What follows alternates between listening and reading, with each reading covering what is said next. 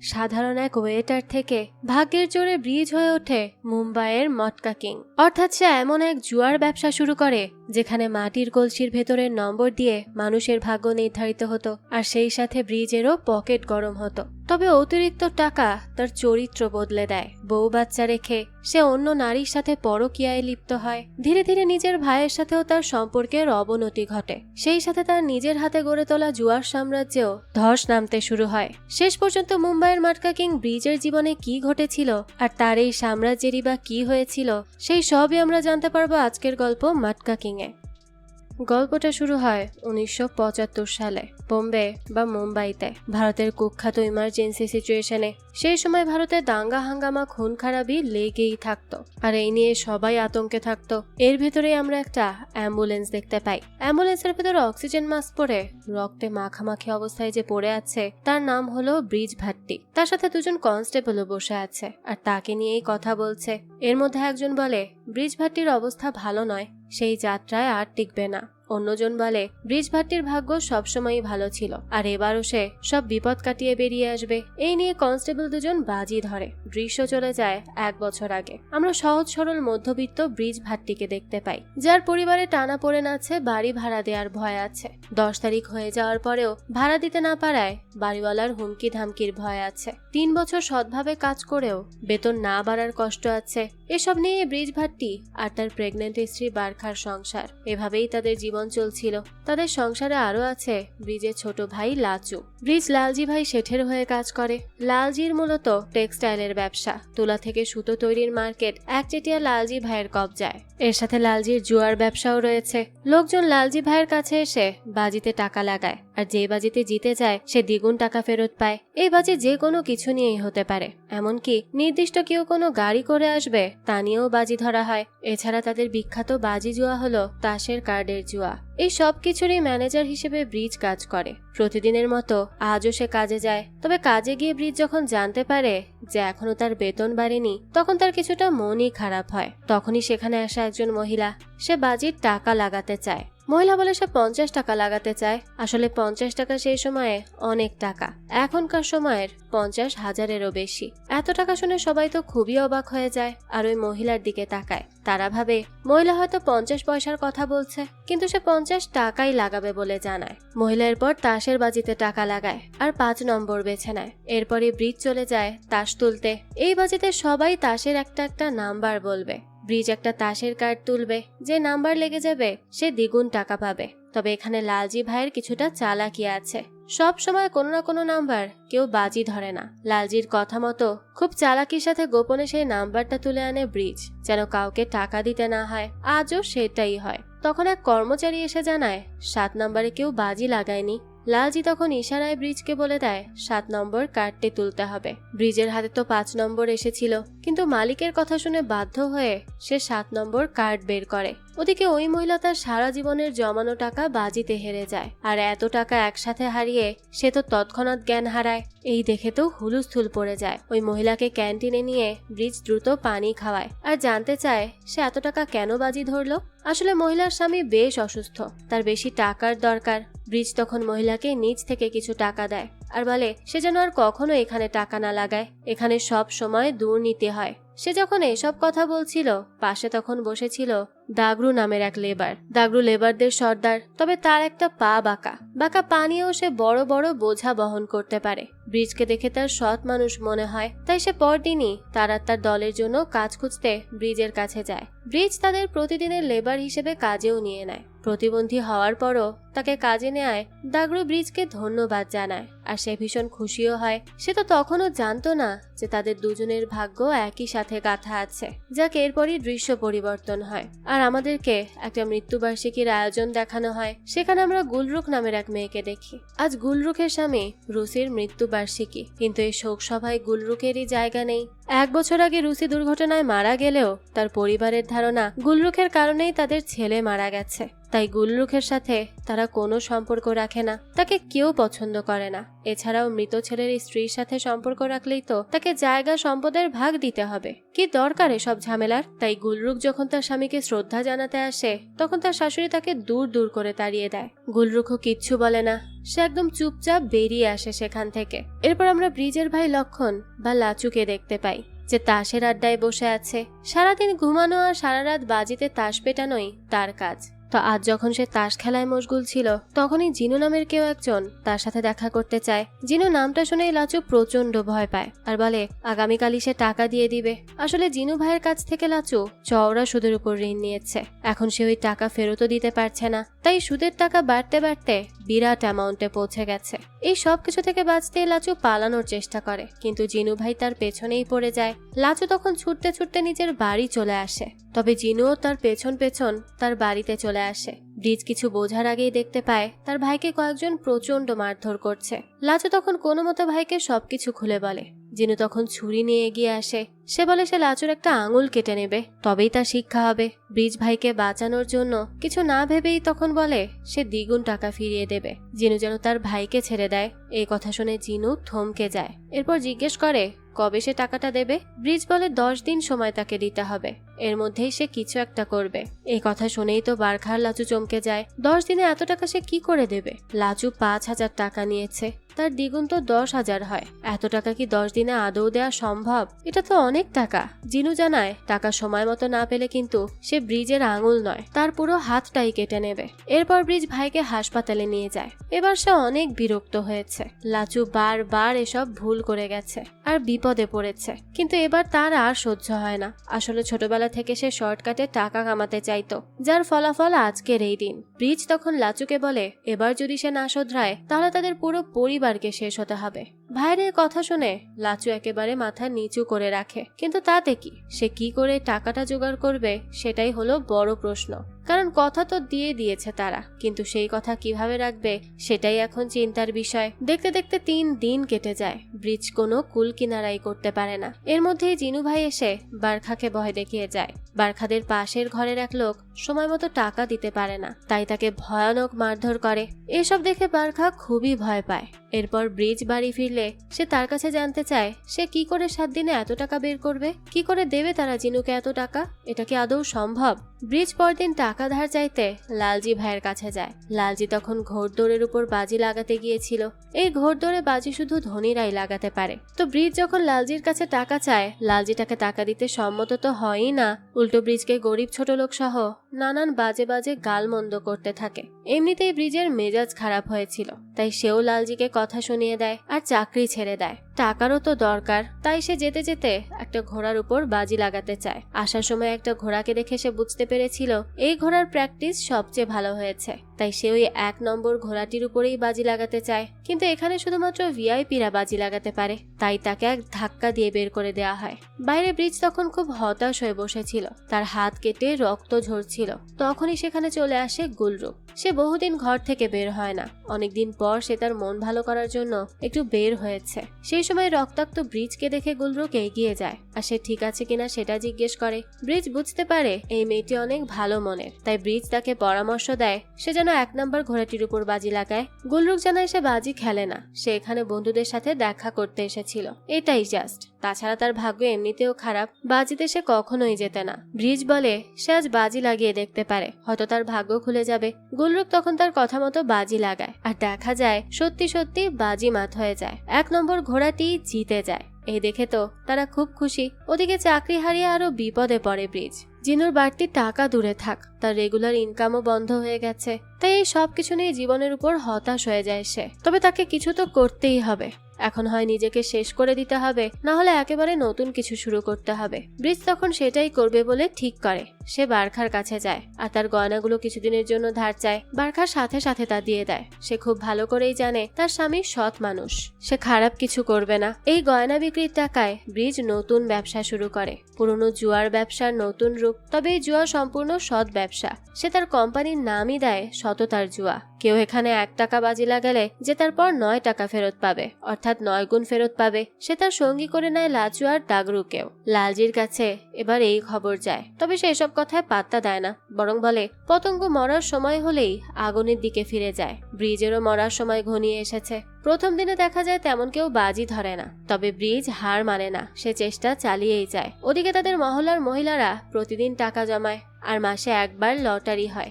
যে জেতে সেই সব টাকা পায়। তবে বারখা কখনোই লটারি জিততে পারে না। ব্রিজের ধারণা এই লটারিতে দুর্নীতি হয়, লালজি ভাইয়ের মতোই। ব্রিজ তাই লটারির ওই মটকাটি নিয়ে আসে আর দেখতে পায় এবার যে বিজয়ী হয়েছে সবগুলো চিরকুটে তারই নাম লেখা আছে, অর্থাৎ এখানেও চরমভাবে দুর্নীতি হয়। ব্রিজ খুব ভালো করেই জানে এসব জুয়ার বাজারে দুর্নীতি থাকবেই, তার মধ্যে যদি সৎভাবে কাজ করা যায়, অনেক টাকা কামানো যায়, ব্রিজ সেটাই করতে শুরু করে। এখানে পাবলিক নিজের হাতে কার্ড বের করতে পারবে, দুর্নীতির কোনো জায়গায় এখানে থাকবে না। ধীরে ধীরে সবাই বুঝতে পারে ব্রিজ সৎ মানুষ, তাদের টাকা নিরাপদ জায়গায় আছে। সবাই তাই তার কাছে বাজি ধরতে শুরু করে আর দেখা যায় এতে তার ভালোই কামাই হয়। তবে এত অল্পতে ব্রিজ সন্তুষ্ট না, তার প্রচুর টাকা দরকার। তাই এবার সে তার মাথা খাটাতে শুরু করে। লালজি ভাই দেখতে পায় ব্রিজ বেশ জেকে বসেছে, তাই একদিন লালজি ভাই সাম্বার নামের এক কর্মীকে পাঠায়। সে ভিন্ন ভিন্ন কয়েকটা নাম্বারে অনেকগুলো টাকা লাগায়। ব্রিজের এখানে কোনো নিয়মের বালাই নেই, কেউ চাইলে একাধিক নাম্বারেও টাকা লাগাতে পারবে। ব্রিজ এটা সবার ভালোর জন্য করলেও লালজি এটা তার বিরুদ্ধে ব্যবহার করতে চায়। সৌভাগ্যক্রমে এবার সাম্বার নাম্বারগুলো লাগে না। তবে ব্রিজ বুঝতে পারে প্রতিবার এত সহজ হবে না, আজ না লাগলেও যে কোনো সময় নাম্বারগুলো লেগে যাবে, আর তখন তাকে এত বড় অ্যামাউন্টের 9 গুণ টাকা দিতে হবে। সে তার খেলাকে আরো বেশি মজার করতে নতুন সিস্টেম করে। এখন থেকে একবার না, বাজি 2 বার হবে, একটা ওপেন একটা ক্লোজ। কেউ যদি ওপেন আর ক্লোজ দুটো বাজিতেই জিতে যায় তাহলে তাকে 9 না বরং 90 গুণ বেশি টাকা দেয়া হবে। এই নিয়মে হু হু করে তার কাস্টমার বাড়তে থাকে, কিন্তু রিস্কও বেড়ে যায়। আর তার মধ্যে আছে সাম্বা, সে আবারও অনেকগুলো টাকা লাগায়। এবার যদি তার দুটো মিলে যায় তাহলে তাকে প্রায় 9,000 টাকা দিতে হবে। এবার ব্রিজ কিছুটা অস্বস্তিতে পড়ে যায়, কারণ আজই জিনু ভাইয়ের টাকা দেওয়ার শেষ দিন, আর আজই সাম্বা এত বড় অ্যামাউন্ট ইনভেস্ট করলো। সে যদি জিতে যায় তাহলে সে আর তার ভাই কেউ প্রাণে বাঁচতে পারবে না, আর এই জুয়ার ব্যবসা পুরোটাই ডুবে যাবে। হয়ও তাই, সাম্বার নাম্বার মিলে যায়, তাকে এখন 9,000 টাকা দিতে হবে। ব্রিজের তো এবার মাথায় আকাশ ভেঙে পড়ে, তবে সে নিজেকে শান্ত রেখে বাড়ি আর আখড়ার সব টাকা জমিয়ে দিয়ে দেয় সাম্বার হাতে। যেতে যেতে সাম্বা তাকে বলে যায় সে এত সৎ থেকে ভুল করছে। ব্রিজ তখন কিছুই বলে না, সে কি বা বলবে। অল্প কিছু টাকা নিয়ে সে জিনু ভাইয়ের কাছে চলে আসে। জিনু তো প্রচন্ড রেগে যায়। ব্রিজের 9,000 টাকা লস আর সৎ ব্যবসার কথা সবাই জানতো। জিনু খুব ভালো করেই বুঝতে পারে এই সৎ লোক তার টাকা সহজে দিতে পারবে না। তবে ব্রিজ যা বলে তা শুনে জিনু খুবই অবাক হয়ে যায়। অর্থাৎ সে টাকা দিতে নয়, আরো বেশি টাকা নিতে এসেছে। ব্রিজ তার ব্যবসা বড় করতে চায়, ব্যবসা যত বড় হবে তত প্রফিট হবে, আর এরকম 2-4টা বাজি হেরে গেলেও হাতে টাকা থাকবে, লস হবে না। তাই সে একেবারে নতুন করে বড় পরিসরের ব্যবসা শুরু করতে চায়। জিনু কেন যেন তাকে ভরসা করে। সে বুঝতে পেরেছে লোকটা জীবনে কিছু করতে পারবে, তাই জিনু তাকে টাকা দিয়ে দেয়। সেই টাকা নিয়ে বড় জায়গা ভাড়া করে সে। দাগরু লেবারদের কাছে গিয়ে গিয়ে বলে যে সততার জুয়া বন্ধ হয়নি, বরং আরো বড় পরিসরে শুরু হয়েছে। তারা এখন মাটির মটকা দিয়ে বাজি খেলবে, আর এখন থেকে তারা জুয়াবাজি এসব নয়, বরং এই খেলাকে মটকা বলে ডাকবে। শুধুমাত্র ছোট অঞ্চলে নয়, বড় বড় টেক্সটাইল মিলগুলোর সামনে গিয়ে দাগরু তাদের মার্কেটিং করতে থাকে। এছাড়াও তারা কলেজের সামনে গিয়েও প্রচারণা শুরু করে, কারণ কলেজ ছাত্ররা অ্যাডভেঞ্চারের কারণেই এমন সব জুয়া খেলে থাকে। ধীরে ধীরে তারা ভালো সাড়া পায়। সাধারণ জুয়াকে এক্সাইটিং করার জন্য ব্রিজ নতুন নিয়ম করে যে একটা কার্ড নয় 3টা কার্ডে খেলা হবে। 3 কার্ডের নাম্বারে যে যোগফল সেই যোগফলই হবে তাদের লাকি নাম্বার। নতুন নিয়ম আরো বেশি লোকদের অ্যাট্রাক্ট করতে শুরু করে। এরই মধ্যে বারখা এক ফুটফুটে ছেলের জন্ম দেয়। সে নিজেই তার নাম রাখে আনমোল, অর্থাৎ অমূল্য। এখান থেকে দৃশ্য চলে যায় একটা পত্রিকা অফিসে। আমরা টিপি ডিসুজা নামের এক সাংবাদিককে দেখি যে রেসকোর্স নিয়ে একটা রিপোর্ট তৈরি করেছে। বেশ কিছুদিন ধরে রেসকোর্সের জুয়াতে দুর্নীতি হচ্ছে, আর সেটা নিয়ে সে সবাইকে জানাতে চায়। তবে তার সম্পাদক এই নিউজ ছাপাতে রাজি না। রেসকোর্স নিয়ে খুব কম মানুষেরই আগ্রহ রয়েছে। তো ডিসুজা তখন মন খারাপ করে বসেছিল। সেই সময় এক পিয়নের কাছে সে মাটকাবাজি সম্পর্কে জানতে পারে। সততারবাজি ব্যাপারটা শুনে তার আগ্রহ বেড়ে যায়। যদিও সততাবাজির নাম এখন হয়ে গেছে আনমোল বাজার। এই বাজারের গ্রাহক এখন একদমই কম, কারণ মানুষজনের বেতন কমতে থাকায় তারা বাজিতে টাকা লাগাতে আগ্রহী না। লাচু তখন ভাইকে বলে এবার কিছুটা 2 নম্বরই করতে হবে, না হয় তারা টিকবে না। তবে ব্রিজ তার সততার ব্যবসাতে কখনোই অসৎ হতে রাজি নয়। সেবার মানুষকে টানতে নতুন পরিকল্পনা করে, আর এই বুদ্ধি সে পায় বারখার কাছ থেকে। বারখা তার বিভিন্ন মশলার কৌটায় অল্প করে টাকা জমায়, আর সেটা থেকে ব্রিজের অল্প অল্প ইনভেস্টমেন্টের পরিকল্পনা আসে। এক জায়গায় যদি কেউ টাকা দেয় তাহলে হেরে গেলে সব টাকা চলে যাবে। তবে যদি ভিন্ন ভিন্ন খাতায় অল্প অল্প করে টাকা ইনভেস্ট করে তাহলে কোথাও না কোথাও মানুষ জিতে যাবে, আর এই জেতার ফলে তার আগ্রহ সৃষ্টি হবে। তারা নতুন নতুন কাস্টমার পাবে, তাদের কাস্টমাররাও কিছু না কিছু হাতে নিয়ে যাবে। এভাবেই তারা তাদের নতুন জুয়া শুরু করে। এছাড়া সিঙ্গেল পানা, ডাবল পানা, ট্রিপল পানা নামের বেশ কিছু আইডিয়া ইন্ট্রোডিউস করে, যাতে 150 গুণ, 300 গুণ, এমনকি 1000 গুণ পর্যন্ত লাভ হতে পারে। এই সব কিছু শুনে মানুষের লোভ বাড়ে আর তারা ধীরে ধীরে টাকা ইনভেস্ট করতে শুরু করে। মাটকার খ্যাতি এতটাই বাড়ে যে লালজি শেঠ চিন্তায় পড়ে যায়। একদিন গুলরুক আর ব্রিজের দেখা হয়ে যায়। গুলরুক আনমোল বাজার আখড়া দেখে খুবই অবাক হয় আর জিজ্ঞেস করে, এখানে কি চলছে? ব্রিজ হেসে বলে, এটা তার ঘোড়দৌড়ের জায়গা, তবে এখানে ঘোড়া দৌড়ায় না, বরং নাম্বার দৌড়ায়। পুরো ব্যাপারটা বোঝানোর জন্য ব্রিজ তাকে কিছু টাকা ইনভেস্ট করতে বলে। গুলরুকও 500 টাকা ইনভেস্ট করে। জিতে গেলে সে 4500 টাকা পাবে। খেলার নিয়ম নতুন হওয়ায় অনেকেই বুঝতে পারছিল না, আর না জিতেও তারা জেতার দাবি করছিল। এই নিয়ে হুড়োহুড়ি, চিৎকার চেঁচামেচি শুরু হয়ে যায়। আর একটা সময় তো মারামারি বেঁধে যায়। তখনই পুলিশ এসে কোনো মতে সবাইকে শান্ত করে। বাইরে থেকে সবকিছু দেখছিল টিপি ডিসুজা। সে বেশ কিছুক্ষণ ধরে মাটকা জুয়ার আসর ফলো করছে। আজ সে তার বসকে ফোন করে বলে তার কাছে বেশ ইন্টারেস্টিং নিউজ আছে। তার বস এবারও তাকে ধমকে চুপ করে দেয় আর ভালো কোনো নিউজ নিয়ে কাজ করতে বলে। তবে ডিসুজা যে কোনো ভাবে এই নিউজ ছাপাতে চায়। কারণটা যতটা না প্রফেশনাল, তার চেয়ে বেশি পার্সোনাল। তার নিজের ছোট ভাইয়ের জুয়ার নেশা ছিল। জুয়ায় সব হারিয়ে সে একসময় নিজেই নিজেকে শেষ করে দেয়। তাই অন্যদের এই জুয়া থেকে বাঁচাতে ডিসুজা আজ এতটা বেপরোয়া হয়ে গেছে যে সে থেমে যায় না। নিজের নিউজ মিডিয়া না ছাপালেও সে অন্য মিডিয়া হাউসে এই খবরটা পাঠায়। আর দেখা যায় তারা ঠিকই এটা ছাপিয়ে দেয়। সেখানে মাটকা জুয়া সম্পর্কে ভালো কথা থেকে মন্দ কথাই বেশি লেখা ছিল, যে কিভাবে এই জুয়া ক্রাইম রেট বাড়িয়ে দিচ্ছে আর মানুষ তাদের টাকা হারাচ্ছে, সেই সবই সেখানে লেখা ছিল। এই সবকিছুর মধ্যে ব্রিজ আর গুলরুখের মধ্যে আমরা একটা কেমিস্ট্রি গড়ে উঠতে দেখি। বেচারি বারখার ভাগ্যে কি আছে কে জানে। সাম্বা আবার উদয় হয় আর 4000 টাকা লাগাতে চায়। নিয়ম অনুযায়ী সে প্রায় 150 গুণ পাবে, 6 লক্ষ টাকা পাবে।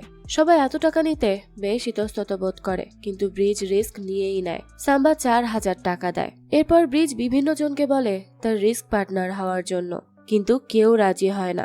শেষ পর্যন্ত জিনু শেঠ রাজি হয়ে যায়।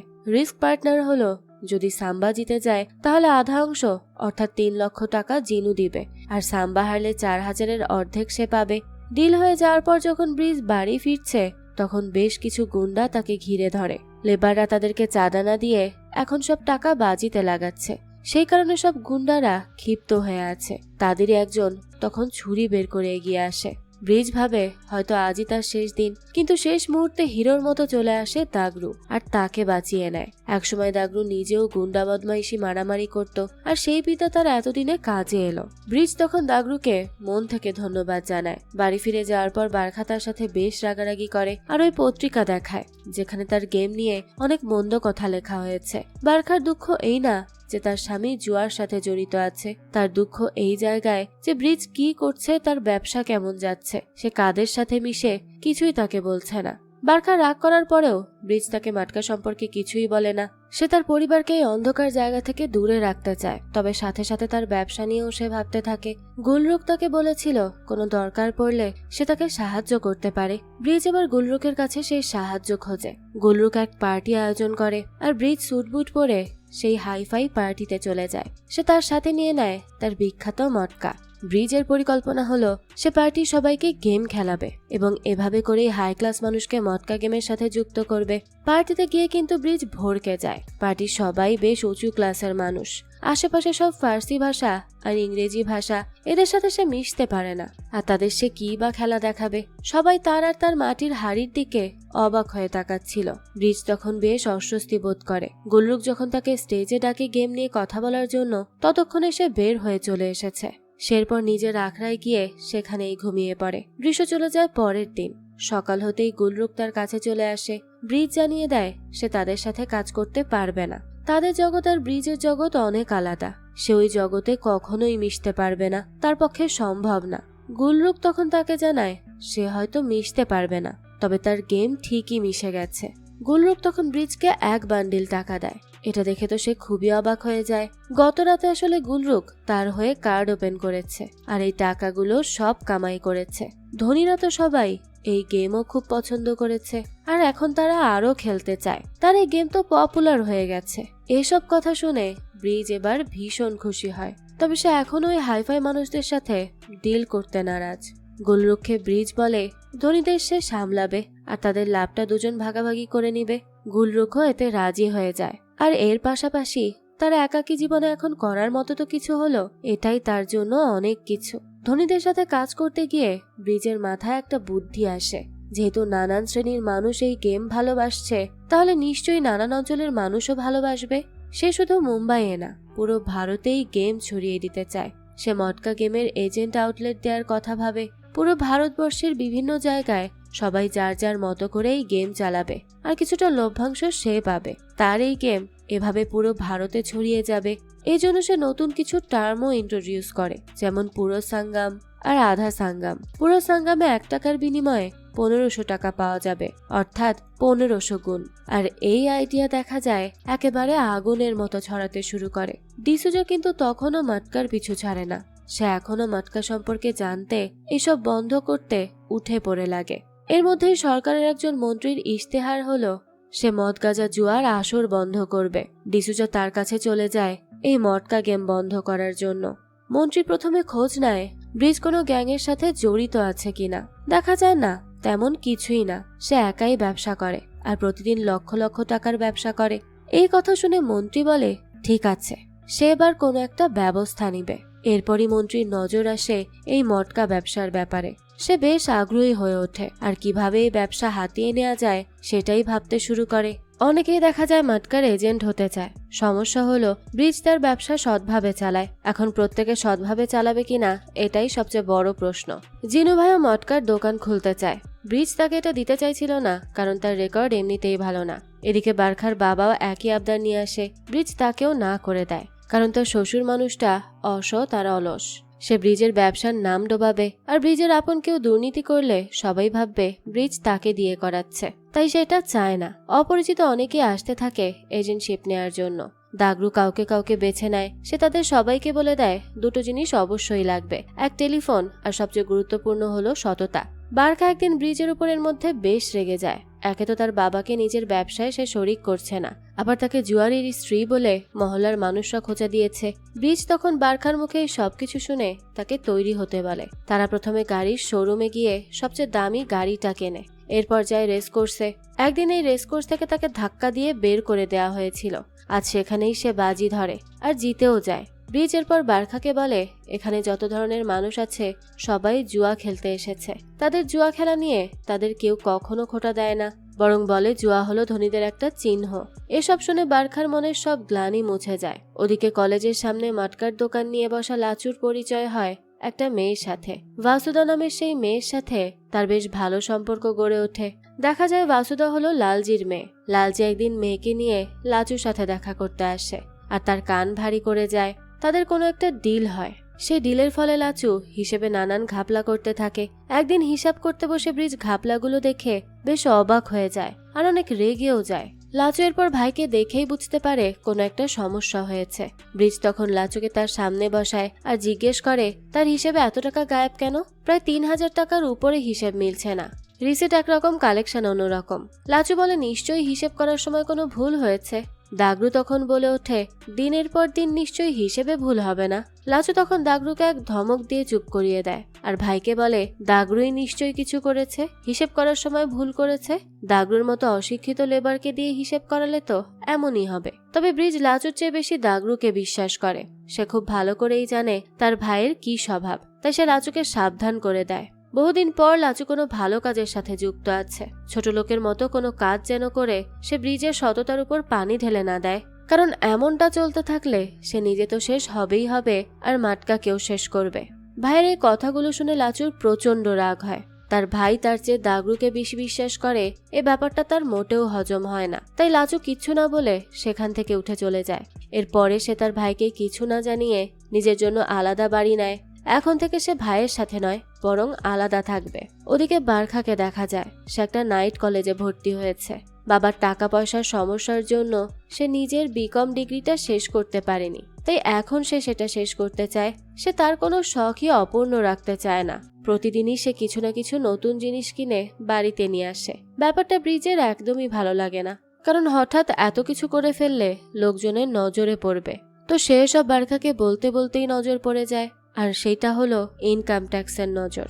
হুট করেই তাদের বাড়িতে একদল লোক চলে আসে। তারা তাদের পরিচয় দেয় ইনকাম ট্যাক্স অফিসার হিসেবে। তারা ব্রিজের বাড়ির রেড দিতে এসেছে। ব্রিজ তখন নিশ্চিন্ত মনে তাদের বলে তারা যতক্ষণ খুশি যেখানে খুশি রেড দিতে পারে। সে যেহেতু কোনো অসৎ কাজ করেনি তাই তার মনে কোনো ভয় নেই। তবে বারখা তো বেশ ভয় পেয়ে যায় আর সেখান থেকে উঠে যেতে চায়। অফিসার তখন তাকে ধমকে থামায় আর চুপচাপ বসে থাকতে বলে। তারা ব্রিজের পুরো বাড়ি এলোমেলো করে ফেলে। সবকিছু তছনছ করেও তারা যা খুঁজতে এসেছে সেটা শেষ পর্যন্ত খুঁজে পায় না। পরবর্তীতে তারা বিফল হয়ে সেখান থেকে ফিরে যায়। ওদিকে বাসুদা আর লাচুর সম্পর্কের আরো উন্নতি হয়েছে। দুজনের একসাথে ভালোই সময় কাটছে। এর মধ্যে একদিন ক্যাফেতে বসে বাসুদা লাচুকে বলে যে তার বাবা ঠিক যেভাবে করে বাজিতে নিজের লোককে জিতিয়ে দেয় কিংবা নাম্বার বলে দেয় সেও তাই করতে পারে। লাচু এ কথা শুনে বলে তারা এমনটা করে না, তারা গেমের মতোই চলতে দেয় সব, আর যার ভাগ্যে যা আছে সেই জিতে যায়। বাসুদা বলে সে নিশ্চয়ই তার ভাইয়ের ভাষায় কথা বলছে। সে যেন মনে রাখে তার ভাইয়ের কথা মতো যদি সে চলতে থাকে তাহলে জীবনে সে কিছুই করতে পারবে না। ছায়ার গাছের মতো সবসময় ছোট হয়েই থাকতে হবে। এসব কথা শুনে বোঝাই যায় যে এসব আসলে বাসুদা নয় বরং তার বাবার কথা। এই কথাটা লাচুর বেশ মনে লাগে। সে তখন কিছুটা ক্ষুব্ধ হয়ে বলে ওঠে সে কোনো ছায়ার গাছ না বরং বটবৃক্ষ। তার ভাই কিংবা কাউকে প্রয়োজন নেই। যাক, এরপরই আমাদেরকে বারখাকে দেখানো হয়। সে তার প্রথম ক্লাসে চলে যায়। অ্যাকাউন্টিং ক্লাস তার বেশ পছন্দ হয় আর এই শিক্ষকের কথাগুলো তার অনেক মনে ধরে। শিক্ষক বলে অ্যাকাউন্টিং আর ইতিহাস একই ব্যাপার। ইতিহাস থেকে শিক্ষা নিয়ে মানুষ যেমন সামনে এগোয় তেমনি অ্যাকাউন্টিং এর নাম্বারগুলো মানুষকে সামনে এগোতে সাহায্য করে। বারখার জীবন দেখা যায় অনেকটা মসৃণ আর সুন্দর পথে চলতে শুরু করে। তারও বেশ ভালো লাগছিল। তোর কিছুদিন পর তারা নিজেদের জন্য নতুন বাড়ি দেখতে যায়। বাড়ি দেখতে দেখতে বারখা ব্রিজকে বলে যে ব্রিজের তার ভাইয়ের খবর নেওয়া উচিত। সে কেমন আছে না আছে সেই সম্পর্কে জানা উচিত, কারণ লাচু তাকে আইডল ভাবে। এখন হয়তো সামান্য রাগ করে আছে সে, তবে তার উচিত ভাইয়ের রাগ ভাঙানো। ব্রিজ তো লাচুকে বাবার মতো করে বড় করেছে, তাই একটু বকাঝকা করার অধিকার তো তারও আছে। তবে বারখার কথা সে তেমন একটা পাত্তা দেয় না।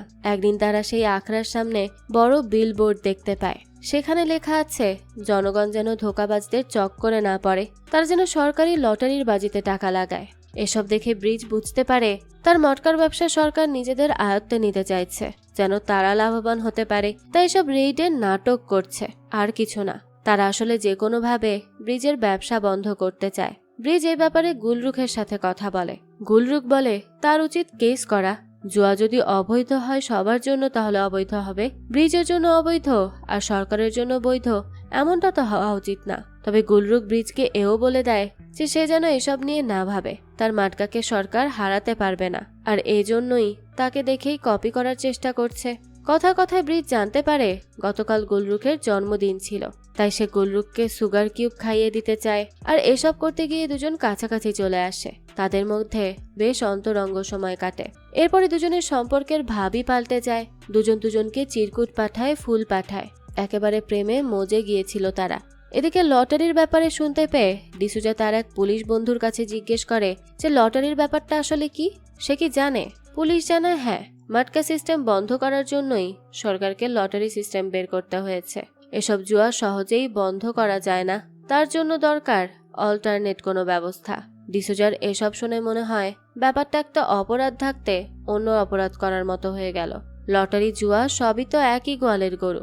অন্যদিকে মন্ত্রী বাপ্তে ব্রিজকে ডেকে পাঠায় আর হুমকি দিয়ে বলে তারা খুব দ্রুত মাটকা খেলা বন্ধ করে দিবে। উত্তরে ব্রিজ নরমভাবে শক্ত শক্ত কিছু কথা শুনিয়ে দেয়। সে জানায় সে খুব ভালো করেই জানে বাপ্তে জুয়া যেভাবে বন্ধ করেছে তাদের মদের আড্ডা সেভাবে বন্ধ করতে পারবে না। মদের আড্ডার থেকে সে ভালো পরিমাণ কমিশন পায়, এই জন্য সে বাপ্তেকে একটা বুদ্ধিও দেয়। সরকার জুয়া বৈধ করে সেখানে ট্যাক্স বসাতে পারে, তবে বাপ্তের লোভ তো এর চেয়ে অনেক বেশি। তাই সে ব্রিজকে বলে দেয় যে দ্রুত যেন সব মটকার দোকান তুলে ফেলা হয়। এসব শুনে ব্রিজ তার চোখে চোখ রেখে সেখান থেকে চলে যায়। আর এদিকে মাটকার সব কাজ যেহেতু টেলিফোনের মাধ্যমে করা হয়, তাই বাপ্তের বদলতে সরকার টেলিফোনের নতুন সব সার্ভিস দেয়া বন্ধ করে দেয়। তাদের কানেকশনের গন্ডগোল হলেও সার্ভিসিং করার কোনো সুযোগই দেয় না। এসবের মধ্যেও মাটকার কাজ চলতে থাকে। তবে এরপরই খবর আসে লালজি মাটকার মতো করেই জুয়া শুরু করেছে। সে 1 টাকায় 12 টাকা অর্থাৎ 12 গুণ টাকা ফিরিয়ে দিচ্ছে। এই কথা শুনে লাচু বলে ব্রিজই তো সবসময় বলে প্রতিযোগিতা ব্যবসার জন্যই ভালো, তবে এবার ব্রিজের কোনোভাবেই ভালো ঠেকে না। সে খুব ভালো করেই জানে লালজি তার ভেতরে ভেতরে অন্য কোনো চাল চালছে, তাই সে ফোন করে লালজির সাথে দেখা করতে চায়। লালজি তখন তার পিস্তল আর সাম্বাকে নিয়ে দেখা করতে আসে। পিস্তল দেখে ব্রিজ বলতে থাকে তারা কোনো যুদ্ধ করতে আসেনি, বরং সন্ধি করতে এসেছে। জানতে এসেছে যে লালজি কেন তার ব্যবসা হাতিয়ে নেওয়ার চেষ্টা করছে। এটা তো তার মোটেও উচিত হচ্ছে না। লালজি বলে, কেন? এই ব্যবসা আগে তারই ছিল। ব্রিজ তার নিয়ম আর নাম পাল্টে নিজের নাম দিয়েছে, এখানে তার কি করার আছে? লাচু তখন অবস্থা বেগতিক দেখে দুজনের মধ্যস্থতা করার চেষ্টা করে আর বলে তারা এলাকা ভাগ করে নিতে পারে চাইলে, তাহলে দুজনেরই লাভ। একজনের এলাকায় অন্যজন যাবে না আর তারা একই রেটে কাজ করবে।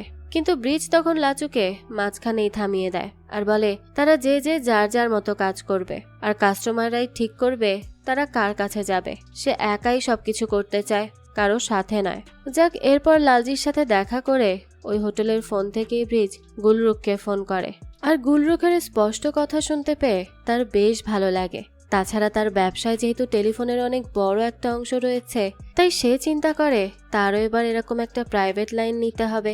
5 স্টার হোটেলগুলোতেই এরকম প্রাইভেট লাইন দেয়া হয়। ব্রিজ তাই এবার দাগরুকে একটা 5 স্টার হোটেলে পাঠায়, সেখানে খবর নেয়ার জন্য যে এরকম কোনো কিছু পাওয়া যাবে কিনা বা তারা এর কোনো ব্যবস্থা করে দিতে পারবে কিনা। এরপরই সে বের করার চেষ্টা করে প্রাইভেট লাইন নিতে হলে কি কি করতে হয়। আর এরপর সে এক 5 স্টার হোটেলে যায় আর সেখানকার কর্মচারী বা টেলিফোন অপারেটর সুলভাকে ফলো করতে শুরু করে। দাগরু সেখানে যায় তো ঠিকই, কিন্তু সে কিভাবে কথা বলবে কিছুই বুঝতে পারে না। অনেকক্ষণ ঘোরাফেরার পর শেষ পর্যন্ত সাহস জুগিয়ে সে সুলভাকে জিজ্ঞেস করেই বসে যে সে কি সিদ্ধার্থের বোন ভারতী। সুলভা বলে না না, সে ওরকম কেউ নয়। এই কথা শুনে দাগরু তখন চলে যেতে নেয়, কিন্তু তখনই তার পাটা খেয়াল করে সুলভা, আর এটা দেখেই সে তাকে সাথে সাথে থামায় আর তার কাছে জানতে চায় কি ব্যাপার, তার পায়ে কি হয়েছে। দাগরু তখন বলে ও এটা তেমন কিছু না, সামান্য একটা অ্যাক্সিডেন্ট হয়েছিল, চিন্তার কিছু নেই। কিন্তু সুলভার তো খারাপ লাগে। সে তখন বলে তার বোনেরও পায়ের একই অবস্থা। আর এবার এইসব কথা নিয়েই ধীরে ধীরে তাদের দুজনের মধ্যে কথা বলা শুরু হয়। এই অশিক্ষিত দাগরু সুলভাকে বেশ ভালোভাবেই কনভিন্স করতে পারে। সুলভারও তাকে বেশ ভালো লাগে। তাদের একে অপরের সাথে কথাবার্তা বলে দুজনেরই বেশ ভালো অনুভূতি হয়। এদিকে আবার আমাদেরকে ব্রিজকে দেখানো হয়। তার সাথে একদিন তার ছোটবেলার বন্ধু আতুল দেখা করতে আসে। ব্রিজ তো আতুলকে সব কিছু ঘুরে ঘুরে দেখায়, সে কি কি করেছে না করেছে সেই সব কিছু। তার আতুলকে সব দেখাতে অনেক ভালো লাগছিল। আতুলও তার সাথে ঘুরে ঘুরে সব দেখতে থাকে। এরপর সে বলে তাদের অঞ্চলের অবস্থা তো এখন বেশ খারাপ। দুর্নীতির কারণে কেউ অঞ্চলের জন্য কোনো কাজই করে না, তাই কারো উপর ভরসা করা যাচ্ছে না। এ কারণেই সে এখন নিজেই মেয়র ইলেকশন করবে, কারো উপর ভরসা করবে না, কারণ সে কোনো রিস্ক নিতে চায় না। তাছাড়া সে এটাও জানায় যে তার বিরুদ্ধে দাঁড়িয়েছে বাপদের দলের লোক পাঠাক। বাপদের তো বেশ ইনফ্লুয়েন্স আছে সব জায়গায়, তাই তার কারণে পাঠাককে হারানোটা খুব কঠিন হয়ে যাবে তার জন্য। এসব শুনে ব্রিজ বুঝতে পারে যদি আসলেই বাপদের লোককে হারানো যায় তাহলে অনেক কিছুই তার ফেভারে চলে আসবে।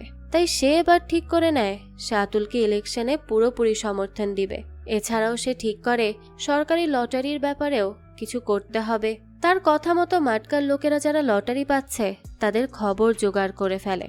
এরপর তাদের বাড়ি বাড়ি গিয়ে বোঝায় যে সরকার তাদের টাকা থেকে অনেক টাকার ট্যাক্স কেটে নিয়ে যাবে। 3 লাখ টাকা যে পাবে তার 1,20,000 টাকাই ট্যাক্স কেটে যাবে।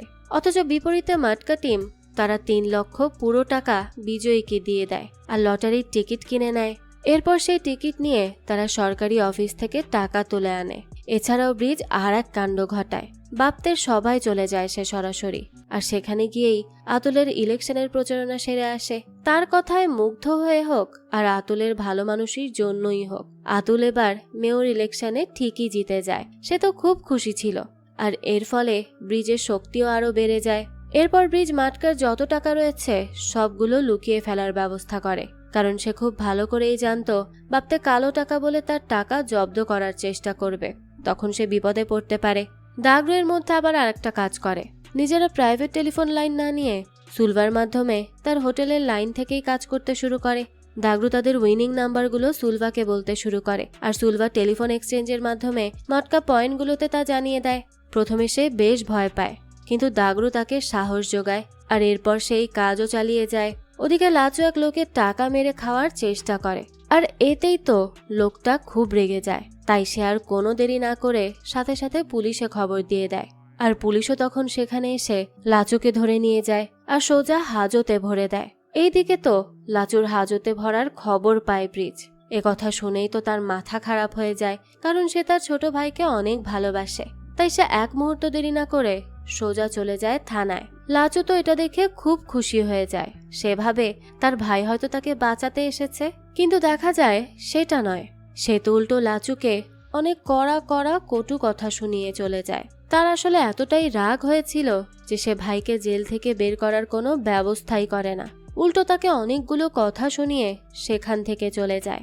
লাচু তখন তার ভাইয়ের এইসব কাণ্ড দেখে খুবই অবাক হয়ে যায়, কারণ সে তো ভেবেছিল তার ভাই সে যাই করুক না কেন তাকে সাপোর্ট করবে, কিন্তু তার ভাই যে এভাবে তার বিরুদ্ধে চলে যাবে এটা তো লাচু বুঝতে পারেনি। তাই তার ভীষণ খারাপ লাগতে থাকে। তার ভাই তাকে কেন বাঁচালো না সেটা নিয়েও চিন্তা করতে থাকে। তার তো অনেক মন খারাপ ছিল, কিন্তু একটু পরেই লাচু অবাক হয়ে যায়, কেননা তাকে ছাড়াতে আসে স্বয়ং লালজি ভাই। এটা দেখে লাচু কিছুই বুঝতে পারে না যে সে হঠাৎ তাকে কেন সাহায্য করতে আসলো, কিন্তু তারপরেও সে এখন তেমন কিছুই চিন্তা করে না, কারণ যেখানে তার ভাই তাকে রেখে চলে গেছে সেখানে উল্টো লালজি ভাই এসে তাকে বাঁচিয়ে নিল, তাকে এই জেল থেকে ছাড়িয়ে নিল। তাই একটা কাজের জন্য লাচু তার কাছে চিরদিনের জন্য কৃতজ্ঞ হয়ে যায়, আর তার ভাইয়ের প্রতি হয়ে যায় চরম ক্ষিপ্ত। যে ভাইকে সে এতটা ভালোবাসতো আজ সেই ভাইয়েরই সে শত্রু হয়ে ওঠে। কিন্তু এরপর সে কি করবে? সে কি লালজি ভাইয়ের সাথে মিলে তার ভাইয়ের ক্ষতি করবে? কি চলছে লাচুর মাথার ভেতর, এই সব তো আমরা ধীরে ধীরেই জানতে পারবো। ব্রিজকের পর তাদের এক কর্মচারী এসে খবর দেয় লাচু লালজির সাথে কাজ শুরু করেছে। যেহেতু সে ব্রিজের ভাই তাই তাদের অনেক কাস্টমার লালজির কাছে চলে যাচ্ছে। ব্রিজ এই খবর শুনে প্রথমে কিছুক্ষণ চুপ করে থাকে, এরপর বলে তার ভাই যেখানেই কাজ করুক না কেন সে চায় মন দিয়ে কাজ করুক। তবে ব্রিজ যে ভাইয়ের ব্যবহারে কষ্ট পেয়েছে তা খুব ভালো করেই বোঝা যাচ্ছিল, কিন্তু ওদিকে আর মন না দিয়ে সে তার ব্যবসা নিজের মতো চালাতে থাকে। সরকার সব কালোবাজারিদের ধরপাকড় করলেও ব্রিজকে কিছুই করতে পারে না, কারণ সে সৎভাবে তার ব্যবসা চালিয়ে যায়, কোনো 2 নম্বরই সে করেনি। এরকম একদিন বাড়িতে বসেছিল সে, তার ছেলের সাথে সে সময় কাটাচ্ছিল। এই সময় তার কাছে কল আসে, কেউ একজন বড় বাজি ধরতে চায়, আর সে যদি জিতে যায় তাহলে তাকে 10 লক্ষ টাকা দিতে হবে। এটা তো অনেক বড় অ্যামাউন্ট, কিন্তু ব্রিজ এতেও রাজি হয়ে যায়। তবে সেদিন তার ছেলে তাকে ছাড়তে চায় না, সে বায়না করতে থাকে, কারণ সে বহুদিন পর তার বাবার সঙ্গ পেয়েছে, এত সহজে কি ছাড়তে চায়? তাই ব্রিজও এবার ঠিক করে সে তার বাড়িতে বসেই কার্ড ওপেন করবে। দাগরু এই কথা শুনে একটু ইতস্তত বোধ করে আর বলে তাদের নিয়মই হলো সবার সামনে খুলবে সব, তাহলে সে কথা বললে কিভাবে হবে? ব্রিজ বলে সে আজ ব্যতিক্রম কিছু করতে চাইছে, কারণ সে সৎ, আর সৎ মানুষ বাড়িতে থেকেও সৎই থাকবে। এরপরই সে কার্ড খোলে আর ওই লোক 10 লক্ষ টাকা জিতে যায়। ব্রিজ চাইলে অন্য নাম্বার বলতে পারত, বাড়িতে কেউ নেই, তবে সে যেহেতু সৎ তাই সে ঠিকঠাক ওই নাম্বারটাই বলে দেয় আর টাকাটা লোকটার কাছে দিয়ে আসে। তার সততার প্রচার এতে আরো বেশি বেড়ে যায়। চারিদিকে তাকে নিয়ে কথা হতে থাকে। একসময় সে ধবধবে সাদা পোশাক পরতে শুরু করে, আর এই পোশাক তার জনপ্রিয়তা আরো বাড়িয়ে দেয়। সবাই তাকে সাধু সন্ত ডাকতে শুরু করে। লাচু ও লালজির সাথে ভালোই কাজ করে যাচ্ছিল। লাচু যোগ দেওয়ার পর লালজি ভাইয়ের কামাই আরো বেড়ে গেছে। তো লাচু লালজিকে বলে সে যদি তার ভাইয়ের সাথে টক্কর দিতে চায় তাহলে তার কিছু খরচ করতে হবে, যেমনটা ব্রিজ করে থাকে, তবে এতে তার শত্রু কিন্তু কমে না। এর মধ্যে একদিন দেখা যায় তার মাটকার দোকানে পুলিশ চলে আসে। দাগরু কি করবে কিছুই বুঝতে পারে না, তাই সে এক ছুটে চলে যায় ব্রিজের বাড়িতে। পুলিশ সে সময় ব্রিজের বাড়ি গেলে সে বলে তারা যেন ওয়ারেন্ট নিয়ে আসে। এতে পুলিশ সাময়িক সময়ের জন্য বিদায় হলেও তারা আবারও ফিরে আসবে সেটা বেশ ভালো করেই বোঝা যাচ্ছিল। দাগরু তখন সুলভাকে ফোন করে সব সাবধান করে দেয়। সে এটাও বলে যে সে কিছুদিনের জন্য তার গ্রামে যাচ্ছে, সুলভাও তার সাথে যেতে পারে চাইলে। দাগরু তার বাবা মায়ের সাথে সুলভার পরিচয় করিয়ে দেবে যেন তারা দ্রুত বিয়ে করে নিতে পারে। ওদিকে গুলরুক আর ব্রিজের সম্পর্কও পুরো দমে চলতে থাকে। সবাই তো তাদের এই সম্পর্কের ব্যাপারে জানে, কিন্তু ব্রিজ কিছুরই পরোয়া করে না। এই গুলরুকের অনেক দিনের স্বপ্ন ছিল নিজের টাকায় রেস্টুরেন্ট করবে। একদিন এক অন্তরঙ্গ সময় গুলরুক এই কথা ব্রিজকে বলে। গুলরুক বলে তার নিজের আলাদা টাকা দরকার, তবে ব্রিজের তার এই আলাদা টাকার কথাটা মোটেও ভালো লাগে না। সে যদিও তেমন কিছু বলে না, তবে ব্যাপারটা তার পছন্দও হয় না। এরপর দেখা যায় গুলরুক রুসির ইন্স্যুরেন্সের টাকা নিয়ে তার শাশুড়িকে দিতে যায়। তখন তার শাশুড়ি তাকে ক্যাটক্যাট করে অনেক কথা শুনিয়ে দেয়। সে বলে গুলরুক এখন কি করে, তার বাড়িতে কার আনাগোনা সব খবরই তারা রাখে। তো এই কথাটা রুসির মা গুলরুককে ভালো করেই জানিয়ে দেয়, কিন্তু গুলরুক এসব শোনার পরও কিচ্ছু বলে না, বরং সে এটা বলে যে এসব করলে তো রুসি আর ফিরে আসবে না। তবে তার শাশুড়িকে গুলরুক স্পষ্ট জানিয়ে দেয় রুসির মৃত্যুর পেছনে তার কোনো দোষ ছিল না। এরপর গুলরুক আর কখনো এখানে আসবে না এই কথা বলে সে সেখান থেকে বেরিয়ে যায়। তার শাশুড়িও আর কিছুই বলে না। এদিকে আমরা দেখতে পাই গুলরুক আর ব্রিজের সম্পর্ক যতই বাড়ে বারখার সাথে ততটাই ব্রিজের সম্পর্কের অবনতি হয়। একদিন রাস্তায় আনমোলকে কিছু মাতাল জুয়ারি ঘিরে ধরে আর খুব বিরক্ত করে। আনমোল তো বেশ ভয় পেয়ে যায় এই ঘটনায়। ছেলেকে এসব থেকে দূরে রাখার জন্য ব্রিজ অনেকটা দূরে একটা বোর্ডিং স্কুলে দিয়ে আসে তাকে। একেই তো ছেলে দূরে চলে গেছে, তার উপর এখন ব্রিজের কাপড়ে মেয়েদের পারফিউমের ঘ্রাণ। আর বাজারের প্রচলিত কথা তো আছেই। বারখাই সবকিছু দেখে বুঝতে পারে এভাবে করে তার বিয়ে টিকবে না, তাই সে ব্রিজের সাথে এই ব্যাপারে সরাসরি কথা বলে। কিন্তু ব্রিজ তার কথার সরাসরি কোনো জবাবই দেয় না। তার মাথায় বারখার জন্য যা করা উচিত সে সবই করছে। তাহলে তার প্রবলেম কোথায়? ওদিকে ব্রিজ বারখার সম্পর্কে ফাটল এলেও দাগরু আর সুলভার সম্পর্ক ঘনিষ্ঠ হয়। দাগরু সুলভাকে তার গ্রামে নিয়ে যায়। তার বাবা মাও সুলভাকে বেশ পছন্দ করে। এখন শুধু বরমালা পরানোর বাকি। এদিকে দেখা যায় পত্রিকায় ডিসুজার আর্টিকেল শেষ পর্যন্ত ছাপা হয়। ব্রিজ ভাট্টির ছবি সহ প্রায় আধা পাতার আর্টিকেল। সেখানে ডিসুজা লিখেছে কিভাবে করে ব্রিজের তৈরি এই খেলা দেশের ক্রিমিনাল সিন্ডিকেট হয়েছে। এই মটকা খেলা সরাসরি অর্থনীতির উপর চাপ সৃষ্টি করছে। এই মটকার টাকা জোগাড় করতে মানুষ অনেক অপরাধ পর্যন্ত করছে, আর জেতা টাকা দিয়েও অপরাধ করা হচ্ছে। তো শেষে ডিসুজা প্রশ্ন করে সরকার এই সিন্ডিকেট বন্ধ করার জন্য আদৌ কি কোনো পদক্ষেপ নিতে পারবে, নাকি তারা ভয় পেয়ে বসে থাকবে? এই নিউজ ভাবতে হতে শুরু করে ব্রিজ সহ সবাই পড়ে। ব্রিজের কপালে তখন হালকা চিন্তার রেখা দেখা যায়। মটকা সম্পর্কে দেশের মানুষ অনেক কিছুই জানতে পারে, তবে যা জানতে পারে না তা হলো সরকারের কালোবাজারি আর লটারি সিস্টেম। ডিসুজা মটকার বাইরে সরকারি লটারি, অন্যান্য জুয়া, সরকারের দুর্নীতি এসব নিয়েও লিখেছিল, যা সম্পাদক এডিট করে বাদ দিয়ে দিয়েছে। এসব দেখে তো ডিসুজার ভীষণ রাগ হয়, তাই সে সরাসরি সম্পাদককে জিজ্ঞেস করে সে এমনটা কেন করলো। সম্পাদক বলে সে তো তাকে আগেই বলেছে সরকারের সাথে তারা কোনো ঝামেলা করতে পারবে না, তবে লালজি ভাইয়ের নামও কেন বাদ গেল সেটা নিয়ে সম্পাদক কিছুই বলে না। ডিসুজার কলিগ তখন তাকে বলে সে মাটকা নিয়ে নিউজ করতে চেয়েছিল, সেটা পেরেছে, তার তো সন্তুষ্ট থাকা উচিত, এর বেশি সে কি চাইছে? কিন্তু ডিসুজা তো কাউকে বোঝাতেই পারে না তার ব্রিজের সাথে কোনো সমস্যা নেই। সে শুধু এই জুয়ার ব্যবস্থায় উপড়ে ফেলতে চায়। এদিকে গুলরুখের বান্ধবী তাকেও এই নিউজটা দেখায়, যেখানে গুলরুখকে মটকা কুইন বলা হচ্ছে। গুলরুখের বান্ধবীর কথা হলো ব্রিজের মতো মানুষের সাথে তার নাম যুক্ত হচ্ছে, যেটা তার ইমেজের জন্য মোটেও ভালো নয়, তাই তার এসবের থেকে দূরে থাকাই শ্রেয়। তবে গুলরুখ যদিও এসব নিয়ে একেবারেই ভাবে না, সে তো নিয়মিত তার মটকা পার্টি রেখেই যায়। সেখানে একদিন আসে বিখ্যাত নায়ক মাকসুদ। মাকসুদ ব্রিজকে দেখে বেশ খুশি হয় আর বলে সে প্রায়ই মটকা খেলে, তবে এখন পর্যন্ত জেতেনি, তাই এবার সে ব্রিজের কাছে টিপস চায়। ব্রিজ তখন বলে তাকে শুধুমাত্র ভাগ্যকে বিশ্বাস করে চুপচাপ খেলে যেতে হবে, একদিন না একদিন সে ঠিকই জিতবে। ব্রিজের এই কথাগুলো মাকসুদের বেশ ভালো লাগে আর ব্রিজকেও ভালো লাগে, তাই সে ব্রিজকে তার পার্টিতে মটকা খেলার জন্য আমন্ত্রণ জানায়। এদিকে সুলভি দাগরুকে জানায় তার বেশ ভয় করছে, অনেকেই তাকে সন্দেহ করছে। দাগরুও বুঝতে পারে ব্যাপারটা সুলভির জন্য কঠিন হয়ে যাচ্ছে। সে অন্য কাউকে এই দায়িত্ব দিয়ে দিতে চায়। সে ব্রিজের সাথে এই ব্যাপারে কথাও বলে, তাদের বিয়ের কথাটাও বলে দেয়। তবে তার কথায় ব্রিজ তেমন একটা পাত্তা দেয় না। সে বলে এখন অনেক কাজ রয়েছে, বিয়ের ব্যাপারে পরে ভাবা যাবে। ওদিকে একটা আর্টিকেলেই ডিসুজার প্রমোশন হয়ে গেছে। সে দেখতে পায় পত্রিকায় একটা অদ্ভুত বিজ্ঞাপন এসেছে, এমন একটা ব্র্যান্ড যা কেউ আগে দেখেনি। বিজ্ঞাপনে 3টা সংখ্যাও দেয়া আছে। খুব ভালো করে লক্ষ্য করলে ডিসুজা বুঝতে পারে এই ব্র্যান্ডের আড়ালে ব্রিজ মাটকা গেমের কার্ড নাম্বার পুরো দেশে প্রচারের ব্যবস্থা করেছে। প্রতিদিনই এমন সব বিজ্ঞাপন আসছে। এসব দেখে ডিসুজা বেশ ভালো করেই বুঝে যায় এটা আসলে ব্রিজের এক ধরনের খেলা, এক ধরনের চ্যালেঞ্জ। যে পত্রিকায় মাটকার বিরুদ্ধে লেখালেখি করেছে সেই পত্রিকার মাধ্যমে ব্রিজ মাটকার প্রচারণা করছে। মনে মনে সে ব্রিজের তারিফ না করে পারে না। এদিকে বারখাকে দেখানো হয় সে তার জীবন নিজের মতো করে এগিয়ে নেয়। তার ছেলেটা দূরে, তার কোনো ঝামেলা নেই, পড়াশোনাও শেষ হয়েছে, এখন সে চাকরি করবে বলে ঠিক করে। তার যে শিক্ষকের সাথে তার ভালো সম্পর্ক গড়ে উঠেছে তারই রেফারেন্সে সে ইন্টারভিউ দিতে যায়। দেখা যায় ইন্টারভিউটা খুব ভালোও হয়, কিন্তু তবুও শেষ মুহূর্তে তাকে বাদ দিয়ে দেয়া হয়। বারখাই সবকিছু দেখে বুঝতে পারে আসলে তার স্বামীর নাম দেখেই তাকে বাদ দিয়ে দেয়া হয়েছে। এই ব্যাপারটা এবার সে ব্রিজকে জানায়। ব্রিজ তো বুঝতে পারে না সে কি এমন অপরাধ করেছে। যে তার নাম দেখেই তাকে চাকরি থেকে বাদ দিয়ে দিয়েছে। তবে বারখার মতে ব্রিজ খুবই খারাপ মানুষ না, আবার অনেক ভালো মানুষও না, মাঝামাঝি ঝুলে থেকে সে বড় সমস্যার সৃষ্টি করছে। সরকার ব্রিজের পেছনে এখনো লেগে আছে, তাই আবারও মাটকার দোকানগুলোতে রেইড দেয় তারা। তবে এবারকার যে পুলিশ অফিসার একনাথ, সে বেশ সৎলোক। সে শুধু ব্রিজ নয়, লালজির আখড়াগুলোতেও রেইড দেয় আর অনেককে গ্রেফতার করে। তবে সাথে সাথে একনাথের কাছে ফোন আসে লালজির লোকদের ছেড়ে দিতে হবে, কিন্তু সে তো মোটেও রাজি হয় না। এমনকি তার বসের কথাও সে মানে না। সে বলে যদি ছাড়তেই হয় তাহলে লিখিত দিতে হবে। তো দেখা যায় কাগজ তো আসে, তবে সেটা ছিল তার সাসপেনশন অর্ডার।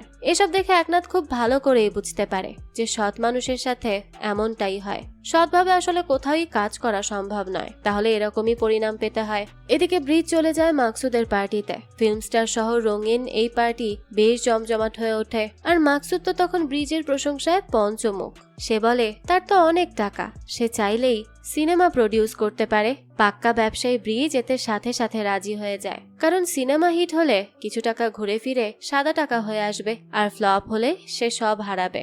সে সবই তো ভাগ্যেরই খেলা, আর সে তো এতদিন যাবৎ ভাগ্যের খেলাই খেলে এসেছে। এদিকে একনাথকে দেখানো হয় চাকরি হারিয়ে সে যায় মাটকার আড্ডায় আর প্রথমবারের মতো জুয়ায় টাকা লাগায়। সেখানে সবার মুখে মুখে ব্রিজের প্রশংসা শুনে সে বুঝতে পারে যে সে আসলেই সৎ মানুষ। সে তো সৎ হয়ে টিকতে পারলো না, তবে কোথাও না কোথাও সৎ মানুষ টিকে আছে, সেটা একনাথের ভালো লাগে। এমন সময় ব্রিজ খবর পায় লালজির মেয়ের সাথে লাচুর এঙ্গেজমেন্ট হয়ে গেছে। সেই কথাটা ঠিক বিশ্বাস করতে চায় না, তাই সে সরাসরি চলে যায় লালজির আখড়ায় আর ভাইয়ের কাছে জানতে চায় সত্যি সত্যি সে এমনটা করেছে কি। লাচু তখন কোনো কিছুই অস্বীকার করে না। ব্রিজ তখন ভাইয়ের সাথে রাগ করে না, বরং লালজির কাছে জানতে চায় এঙ্গেজমেন্টের খরচ কে দিয়েছে। লালজি বলে সে মেয়ে পক্ষ, সেই তো দেবে। ব্রিজ তখন বলে ওঠে না, বিয়ের সব খরচ সেই দেবে। এই কথা শুনে লাচু বেশ অবাক হয়ে যায়। ব্রিজ এরপর ভাইয়ের বিয়ের তোড়জোড় শুরু করে। প্রায় 3000 মানুষকে দাওয়াত দেয় সে। ফিল্ম স্টার হতে শুরু করে কাউকে বাদ দেয় না। এসব দেখে গুলরুক তাকে বলার চেষ্টা করে যে এত বড় আয়োজন করার কি দরকার। আসলে ব্রিজ লাচুকে নিজের সন্তানের মতো করে বড় করেছে, তাই সে সেভাবেই তার ভাইয়ের বিয়ের আয়োজন করতে চেয়েছে। ওদিকে সুলভি দাগরুকে বারবার বিয়ের জন্য তাড়া দিচ্ছিল। দাগরুর কথা ব্রিজ কানেই তুলছিল না। নিজের ভাইয়ের বিয়ের আয়োজন নিয়েই সে খুব ব্যস্ত। এই ব্যাপারটায় দাগরু মনে ভীষণ কষ্ট পায়, কিন্তু সেটা সে মনের মধ্যেই চেপে রাখে। এদিকে বিয়েতে এত মানুষের জন্য সবকিছু অ্যারেঞ্জ করাটা বেশ ঝামেলাপূর্ণ হয়ে যাচ্ছিল, কারণ এতে অনেক জায়গার প্রয়োজন। ব্রিজ তখন চলে যায় স্টেডিয়াম ভাড়া করতে। সেদিন ইন্ডিয়া পাকিস্তানের ইন্টারন্যাশনাল ম্যাচ ছিল, তাই স্টেডিয়াম ভাড়া পাওয়া যাবে না। ব্রিজ বলে সে সব টিকিটের টাকা দিয়ে দেবে, তবুও তার সেদিন স্টেডিয়ামটা চাই। তার পাগলামির কথা শুনে স্টেডিয়াম কর্তৃপক্ষ খুবই অবাক হয়ে যায় যে এমনটা আবার কেউ করে নাকি। এরপর সেই লোক বলে ঠিক আছে, সে স্টেডিয়াম দিতে রাজি আছে, তবে ব্রিজকে আগামী কয়েকদিনের মাটকার উইনিং নাম্বার তাকে বলে দিতে হবে। ব্রিজ তো এই কাজ কখনোই করবে না, এই এক জায়গায় কোনো কম্প্রোমাইজ নেই তার। তো ব্রিজ এরপর যায় আবহাওয়া অফিসে। সেখানে সে টাকা খাইয়ে দেয়। তারা ঘোষণা দেয় ওই ম্যাচের দিন বৃষ্টি হওয়ার সম্ভাবনা আছে, তাই ম্যাচটা ক্যান্সেল করে দেওয়া হয়। আর পরবর্তীতে ওই মাঠেই বেশ ধুমধাম করে বিয়ের আয়োজন শুরু হয়। এর মধ্যেই সুলভিকে পুলিশ ধরে নিয়ে যায় জুয়ার সাথে জড়িত থাকার অভিযোগে। ব্রিজ তখন তার উকিলকে পাঠায়, তবে সুলভিকে ছাড়ানো যায় না। উকিল সুলভিকে ছাড়ানোর ব্যবস্থা না করে তাকে বারবার সাবধান করে দেয় সে যেন মুখ না খোলে। এসব দেখে দাগরুর বেশ খারাপ লাগে। এরপরই দেখতে দেখতে চলে আসে বিয়ের দিন। মাটকার দল দুই শত্রু পাশাপাশি দাঁড়ায় আর বিয়ে উপভোগ করতে থাকে, কারণ তারা তো এখন আত্মীয় হয়ে গেছে। যাক, সবকিছু বেশ ভালো মতোই চলছিল। তখনই বিয়ে বাড়িতে পুলিশ চলে আসে আর অবৈধ জুয়ার ব্যবসা করার জন্য তারা বরকে গ্রেফতার করে নিয়ে যায়। তখন ব্রিজ বা লালজি কেউ কিছুই করতে পারে না। এরপরে লাচুর কেস কোর্টে ওঠে। বিরোধী উকিল জানায় লক্ষণ বা লাচুর নামে জুয়া, ফ্রড, মানি লন্ডারিং এর মতো অনেক মামলা আছে। ব্রিজের উকিল তখন বলে এসব মামলা বেবুনিয়াদ। সে লাচুর বেইল চায়, তবে বেইল করানো কোনোভাবেই সম্ভব হয় না। ব্রিজ তখন ভাইয়ের কাঁধে হাত রেখে সান্ত্বনা দেওয়ার চেষ্টা করে, তবে লাচু তো ব্রিজের হাত এক ঝটকা দিয়ে সরিয়ে দেয়। এটা দেখে খুব ভালো করেই বোঝা যায় যে সে ভাইয়ের উপর খুব রেগে আছে। ওদিকে সুলভিরও বেইল করানো যায় না। দাগরু তখন তার সাথে দেখা করতে এলে সে তাকে জড়িয়ে ধরে কাঁদতে থাকে। দাগরু বেশ অসহায় অনুভব করে। সে সুলভিকে আশ্বস্ত করে এই বলে যে সে শেষ মুহূর্ত পর্যন্ত সুলভির জন্য লড়াই করবে। সুলভি দাগরুকে তার বসের কাছে যেতে বলে, তবে দাগরু তো দেখছে তার বস ব্রিজ কিছুই করছে না, অথচ অথচ দাগরু তার জন্য কম কিছু করেনি। এদিকে ব্রিজ আর গুলরুখের সম্পর্ক আর আগের মতো নেই, তাদের মধ্যকার সেই আকর্ষণও এখন কমে গেছে। এরই মধ্যে লাচুর বেল হয়ে যায়। বারখা আর ব্রিজ নতুন দম্পতির জন্য উপহার নিয়ে যায়। লাচুর তাতেও রাগ কমে না। লালজিও তখন বেশ রাগ দেখায়। ব্রিজের জন্যই তার মেয়ের বিয়েতে এত বড় গন্ডগোল হলো। ব্রিজ আর কি করবে, সে তখন হাত জোর করে ক্ষমাও চায়। লাচু এবার বলে সে সব ভুলে যাবে, তবে তার জন্য ব্রিজকে একটা কাজ করতে হবে। তার একটা ডিল করতে পারে। ব্রিজের বাজারে অনেক নামধাম থাকলেও সে রিস্ক নিতে চায় না, তবে এবার তারা একটা বড় রিস্ক নিতে পারে। একজন লোক অনেকগুলো টাকা তাদের মাটকায় ইনভেস্ট করতে চায়। লাভ হলে তারা একেবারে মালামাল হয়ে যাবে। ব্রিজ যদি তাদের সাথে সেই লোকের সাথে কাজ করে তাহলে লাচু সব ভুলে যাবে। ভাইয়ের দিকে তাকিয়ে ব্রিজ তাতেও রাজি হয়ে যায়। লাচু আর লালজির সাথে ব্রিজ এবার সেই ব্যক্তিটির সাথে দেখা করতে যায়। তার নাম হলো দারাব আহমেদ। ব্রিজ প্রথমে দারাবকে অনেক কিছু জিজ্ঞেস করে। তার এত বড় ব্যবসা হলো কিভাবে, কেউ তার সম্পর্কে জানে না কেন, কেন এত গোপনীয়তা, এসব কথাই। এরপর দারাব সরাসরি তার ডিলে চলে যায়। সামনেই ক্রিকেট ওয়ার্ল্ড কাপ আসতে চলেছে। ক্রিকেটই ভবিষ্যতে সবচেয়ে বড় জুয়ার জায়গা হবে। ক্রিকেট ওয়ার্ল্ড কাপকে ঘিরে দারাব ক্রিকেটের জুয়া শুরু করতে চায়। যেহেতু সেই ফিল্ডে নতুন, তাই তার ব্রিজের সাহায্য দরকার। সে ব্রিজের মাটকার দোকান, তার লোকজন তার সিস্টেম ব্যবহার করে ক্রিকেট নিয়ে জুয়া লাগাবে। মাটকার পুরো সিস্টেম ব্যবহার করবে। টাকা পুরো দারাবের, আর 50-50 পার্টনারশিপ হবে। এটা বেশ লোভনীয় একটা অফার, তবে ব্রিজ সরাসরি মানা করে দেয়। কারণ হিসেবে সে বলে তার পেছনে সবসময় মিডিয়া, পুলিশ এসব পড়ে থাকে, তাই দারাব যেন এসবের মধ্যে না পড়ে। আসলে ব্রিজ দারাবের সাথে কাজই করতে চায় না। লাচু তখন ভাইয়ের পেছনে যায় আর অবাক হয়ে জিজ্ঞেস করে সে এত ভালো অফার নিচ্ছে না কেন। আসলে ব্রিজ দারাব সম্পর্কে খবর নিয়ে এসেছে যে সে অনেক বড় একজন স্মাগলার, গ্যাংস্টার। ব্রিজ তার তিলে তিলে গড়া মটকাকে এসব অপরাধীর সাথে যুক্ত করতে চায় না। দারাবও বুঝতে পারে ব্রিজ ঠিক করেই এসেছে যে সে তার সাথে কাজ করবে না। লালজিও এবার প্রচন্ড রেগে যায়। বিনা কষ্টে এত লাভ হওয়ার মতো ভালো ডিল কেন ব্রিজ নিচ্ছে না সেটা সে বুঝতে পারে না। দারাব কি করে না করে তাতে তো তাদের কিছু যায় আসে না। তাদের দরকার টাকা আর ব্যবসা। তাই সে লাচুকে বারবার বলে তার ভাইকে বোঝানোর জন্য। লাচুরও ভাইয়ের এই ব্যাপারটা পছন্দ না, যে সে কখনোই রিস্ক নিতে চায় না। তার মনে হয় তার ভাইয়ের জন্য তারও জীবনের উন্নতি আটকে আছে। ওদিকে একদিন দিল্লি থেকে ব্রিজের কাছে ফোন আসে। ত্রিপাঠী নামের কেউ একজন জানায় একজন মন্ত্রী তার সাথে দেখা করতে চায়। সে যত দ্রুত পারে যেন দিল্লি চলে আসে। ব্রিজ বুঝতে পারে না কোন মন্ত্রী তার সাথে দেখা করবে, কার আবার মটকায় আগ্রহ হলো। শেষ পর্যন্ত দিল্লিতে ব্রিজ তাকে দেখতে পায়, যে তার আশেপাশেই ঘুরত। তাকে দিল্লি টেনে নিয়ে এসেছে মন্ত্রী বাপতে। বাপতে তাকে বলে সে যেন দারাবের ডিলটা গ্রহণ করে, না হলে তাকে অনেক অসুবিধায় পড়তে হবে। বারবার সে ছাড় পাবে না। তবে ব্রিজ তো এত সহজে হার মানার মানুষ না। সে বাপতেকে না করে দেয়। সে কিছুতেই দারাবের সাথে জড়াবে না। বাপতে এবার তাকে আর কিচ্ছু না বলে হ্যাপি জার্নি বলে কুটিল হাসি দিয়ে সেখান থেকে চলে যায়। ব্রিজ তো কিছুই বুঝতে পারে না। তবে এর পেছনের কারণ ফ্লাইটে ওঠার পরই ব্রিজ বুঝতে পারে। যখন কোনো কারণ ছাড়াই ফ্লাইট ডিলে হয়, অনেকটুকু সময় পার হয়ে যায় আর ফ্লাইটও ডিলে হতে থাকে। ওদিকে ব্রিজকে 9টার ভেতর যে কোনো ভাবে তার কাজের জায়গায় পৌঁছাতে হবে, কারণ কার্ড ওপেনিং এর সময় হলো 9টা। তবে বাপটা নিজের ক্ষমতা বলে ইচ্ছে করেই এই ব্যবস্থা করে রেখেছে যাতে তার দেরি হয়। বাপটা আসলে দেখিয়ে দিতে চায় যে তার কথা না মানলে ব্রিজ কতটা অসুবিধায় পড়বে। তবে ভাগ্য তো সবসময় ব্রিজের সাথে থাকে। সে পাইলটের সাথে কথা বলতে চায়। দেখা যায় পাইলট তার বিরাট বড় ভক্ত। সে নিয়ম করে মাটকা খেলে আর মাটকায় টাকা জিতে সে হইচই করে তার মেয়ের বিয়ে দিতে পেরেছে। তো এরপর ব্রিজের কথা শুনে পাইলট তাকে বলে সেই ফ্লাইটে কার্ড ওপেন করতে পারে, নাম্বার সে নিচে পৌঁছে দেবে। ব্রিজের হাত থেকে পাইলটই কার্ড ওপেন করে আর প্লেনের টার্মিনালে সে নাম্বার পৌঁছে দেয়। সেখান থেকে পুরো দেশে নাম্বার ছড়িয়ে যায়। পাইলট নিজে এতে সবচেয়ে বেশি খুশি হয়। তার স্বপ্ন ছিল সে কার্ড ওপেন করবে, আর সেই স্বপ্নও পূরণ হলো, তাও আবার আকাশ পথে। এভাবে করে ভাগ্য ব্রিজকে টেনে নিয়ে যেতে থাকে। ব্রিজের কাছ থেকে দূরে সরে গিয়ে বারখা তার শিক্ষক প্রফেসর শফিকের সাথে আরো ঘনিষ্ঠ হয়ে যায়। একদিন ব্রিজ বাড়ি ফিরে দেখতে পায় শফিক তার বাড়িতে তার স্ত্রীর সাথে লাঞ্চ করছে। বারখা বলে শফিক তার ভালো বন্ধু, তার সাথে তার ভালো সময় কাটে, তাকে বারখার ভালো লাগে। এসব শোনার পরও যেন ব্রিজের কিছুই যায় আসে না। বারখা বুঝতে পারে না ব্রিজ এতটা পাথর কি করে হয়ে গেছে। ওদিকে এতগুলো মামলা নিয়ে লাচু বের হয়ে গেলেও সুলভি এখনো বের হতে পারছিল না। মামলার ডেটের পর ডেট পড়ছিল, তবে লাভ কিছু হচ্ছিল না। এদিকে দাগরু আর তার বসের উপর ভরসা রাখতে পারছে না। সে ঠিক করে উকিলের যত টাকা লাগে সে দিবে। উকিল শুধু যেন সুলভিকে ছাড়িয়ে দেয়। তবে ব্যাপারটা এত সহজ না, তার বেল করানো যায় না। দাগরু তখন আর ধৈর্য ধরতে পারে না। ওদিকে এক্স পুলিশ একনাথ পুরোপুরি জুয়ারি হয়ে গেছে। সারাদিন সে মাটকাতেই পড়ে থাকে, তার সব টাকা পয়সা সেখানেই দিয়ে দেয়, চাকরি বাকরিও নেই। এর মধ্যে একদিন মাটকার দোকানে পুলিশের রেড পড়ে আর তাকেও ধরে নিয়ে যাওয়া হয়। নিজের জুনিয়রদের সামনে প্রচন্ড অপমানিত হয় সে, তার জুনিয়ররা তাকে অনেক অপদস্থ করে। এরপরে বের হয়ে একনাথ ডিসুজার সাথে কথা বলতে যায়। সে কিছুটা ব্যস্ত থাকায় বলে কিছুক্ষণ পরে কথা বলবে। একনাথ তখন ধীরে ধীরে সেখান থেকে চলে আসে। সে নিজের বাড়ি যায় আর আজ এতটা অপমান অপদস্থ হয়ে শেষমেশ নিজেই নিজেকে শেষ করে দেয়। এর মৃত্যু ডিসুজার মনে বড় দাগ কাটে, কারণ একনাথ তার বেশ ভালো বন্ধু ছিল। তার কাছে মনে হয় ব্রিজ আর তার মাটকার কারণেই তার বন্ধু আজ মারা গেছে। এদিকে লাচু দারাবকে বলে ব্রিজ না চাইলেও সে আর তার শ্বশুর তারা ডিল করতে রাজি আছে। দারাব জানা এই ডিল শুধুমাত্র ব্রিজের জন্য, তাদের জন্য না। তারাই জুয়া খেলতে চাইলে তাদের টাকা ঢালতে হবে।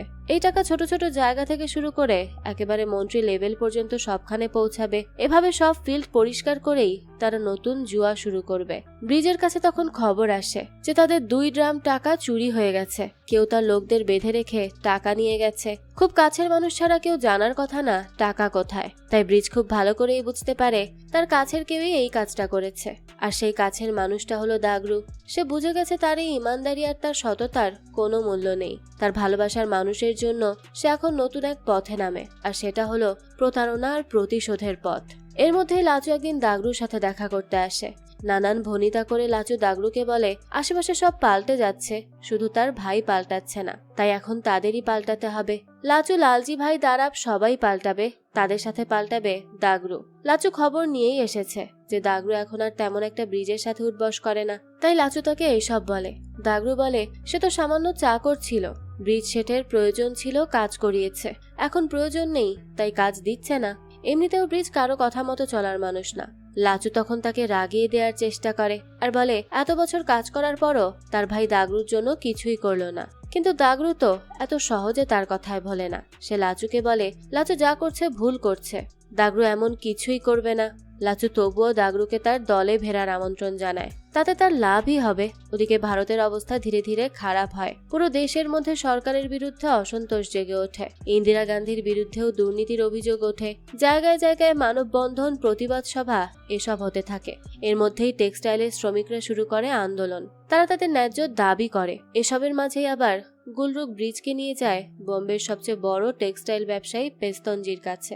হঠাৎ সেখানে কেন তাকে আনা হয়েছে সেটা প্রথমে সে বুঝতে পারে না। গুলরুক বলে সে সবসময় নিজের স্বার্থের জন্য কাজ করেছে, এবার না হয় তার জন্য কিছু করা হোক। এদিকে এবার পেস্তনজি তাকে দেখে বেশ খুশি হয়। সে ব্রিজের প্রভাব আর তার বুদ্ধিরও বেশ প্রশংসা করে। তো এর কিছুক্ষণ পরই আসল বিষয় সামনে আনা হয়। পেস্তনজি বলে ইদানিং তুলো থেকে তৈরি সুতোর বাজার দর ভয়ঙ্কর ভাবে কমে গেছে। টেক্সটাইল মিল চালিয়ে আর কোনো লাভ থাকছে না, লাভের চেয়ে ক্ষতিই হচ্ছে বেশি। সবাইকে হিমশিম খেতে হচ্ছে। তাই এখন মিলগুলো বন্ধ করে সেই বিশাল জায়গায় দামি দামি হোটেল, শপিং মল, রেস্টুরেন্ট আর অফিস বিল্ডিং তৈরির পরিকল্পনা করা হয়েছে। আর ব্যবসার দিক থেকে এটাই হবে সবচেয়ে লাভজনক সিদ্ধান্ত।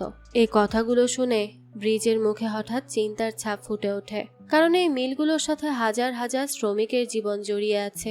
একবার এই মিল বন্ধ হয়ে গেলে এক মুহূর্তের মধ্যে তাদের সবার কর্মসংস্থান শেষ হয়ে যাবে। তারা সবাই রাস্তায় গিয়ে পড়বে। তারা যাবেই বা কোথায়? এসব চিন্তাই তার মাথায় ঘুরপাক খাচ্ছিল। কিন্তু এসব না বলে সে শুধু এতটুকু প্রশ্ন করে যে এই ব্যাপারে সে কি করতে পারে। পেস্তনজি বলে এই মিলগুলো বন্ধ করা মোটেও সহজ কাজ নয়। এমনিতেই শ্রমিকদের মধ্যে স্ট্রাইক চলছে, তাই সামান্য একটু ভুলেও বড় ধরনের ঝামেলা তৈরি হতে পারে, যা সে এখন চাচ্ছে না। সে চাচ্ছে ঝামেলাহীনভাবে সবকিছু মেটাতে। সে খুব ভালো করেই জানে যে টেক্সটাইল এলাকার শ্রমিকরা ব্রিজকে যথেষ্ট সম্মান করে, তারা তাকে খুব মানে। তারাও আসলে এই মাটকা খেলার সাথে জড়িত ছিল, আর এটা খেলতে খেলতে এই মাটকা খেলা এখন তাদের জীবনের অংশ হয়ে গেছে। তাই ব্রিজ যদি এখন এই পরিকল্পনার সাথে যুক্ত থাকে তাহলে পুরো কাজ অনেক সহজে হয়ে যাবে, কোনো ঝামেলাই করতে হবে না। এরপর তাকে ব্যবসার শেয়ার হোল্ডার বানানোরও প্রস্তাব দেয় পেস্তনজি। কিন্তু ব্রিজ তো সঙ্গে সঙ্গে কোনো সিদ্ধান্ত নেয় না। সে হুট করেই লোভে পড়ে যায় না, কারণ একদিকে টাকার পাহাড়, অন্যদিকে হাজার মানুষের ভবিষ্যৎ। তাই সে বুঝতে পারছে না সে কি করবে। এদিকে মিল কেন্দ্রিক মাটকার ব্যবসাগুলো ধীরে ধীরে ক্ষতিগ্রস্ত হতে শুরু করে। কেননা শ্রমিকদের আয় অলরেডি কমে গেছে, আর তাদের আয় কমে যাওয়ায় আগের মতো খেলা আর চলছে না।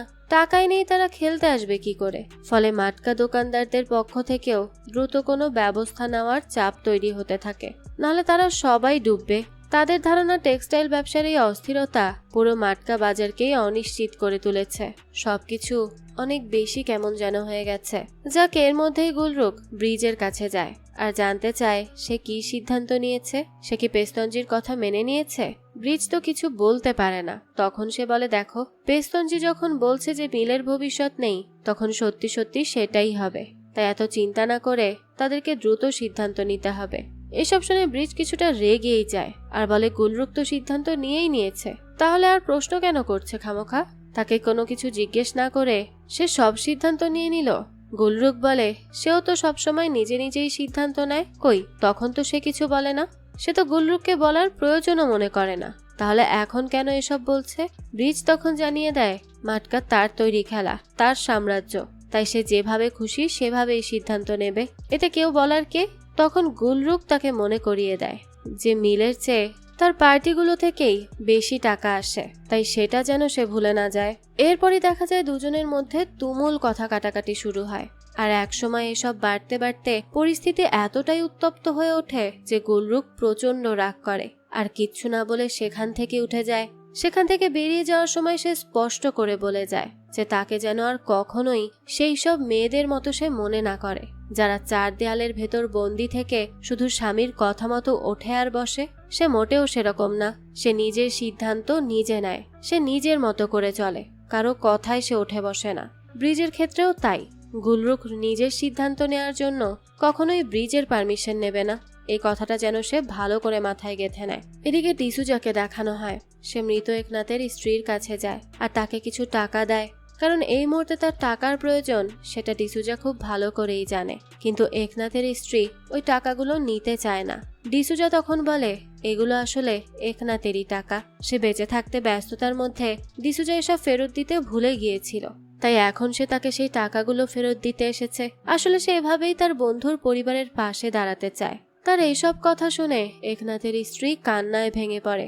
আসলে একনাথ তাকে এমন একটা অবস্থায় ফেলে গেছে, সেই জায়গায় ডিসুজা এসে তাকে সাহায্য করছে, এটাই তার জন্য অনেক। তো তখন ডিসুজা তাকে শান্ত করার চেষ্টা করে আর বলে, কোনো প্রয়োজন হলে সে যেন নির্দ্বিধায় তার সাথে যোগাযোগ করে, সে আছে তাদের পাশে, সে তাদেরকে হেল্প করবে। এই কথা শুনে একনাথের স্ত্রীও যেন ভরসা পায়। ওইদিকে দাগরু চুপি চুপি মাটকার টাকা চুরি করে আর একটা গোপন আস্তানায় পাঠাতে থাকে। খুব সাবধানে সে পুরো কাজটা করছিল, যাতে কেউ টের না পায়। সে নিজের লোকদেরকে আগেই বলে রাখত কখন কোন আস্তানায় যেতে হবে আর কোথা থেকে ভালো পরিমাণ টাকা পাওয়া যাবে। দেখা যায় ধীরে ধীরে সে আলাদা একটা নেটওয়ার্কও তৈরি করে ফেলে, যাতে কেউ সহজে তাকে সন্দেহ না করে।